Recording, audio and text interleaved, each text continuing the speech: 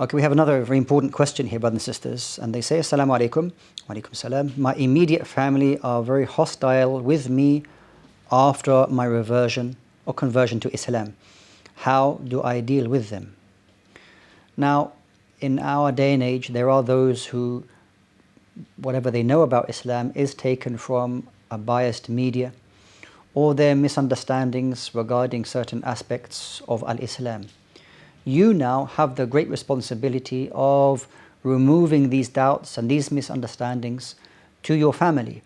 And we could say in one way that your family is now blessed, inshallah ta'ala, the fact that you are present there with them to remove these misconceptions, that you now can be a direct source of authentic knowledge to remove these false and ambiguous tales about what Islam actually is with regards to rights of women and how Islam treats people and their understanding of justice and how that they want to take over the world and whatnot.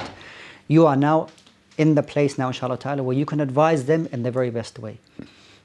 Be careful not to be too quick with them. Be very patient. Allow them to voice their opinions. Allow everything to be based upon clear evidence and to be patient with them. This is very, very important.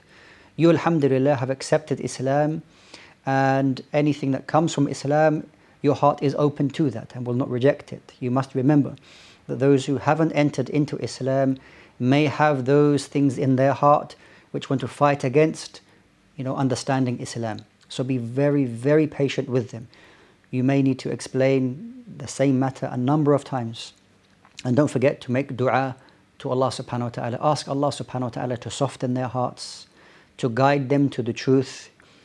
And subhanAllah, remember that how many people called their family members, not just for 1 year, for years and years and years. We remember Noah alayhi salam, he called his people for 950 years, and many of them, they rejected Islam. But always to have a good manner, not to shout, not to scream, and not to respond in a way which shows Islam in a bad way. But to be patient and to be as careful with your words when explaining Islam in the very best way. We ask Allah subhanahu wa ta'ala to give us hikmah, to give us wisdom in explaining Islam, and also to grant us patience. Ameen. Wassalamu alaikum wa rahmatullah.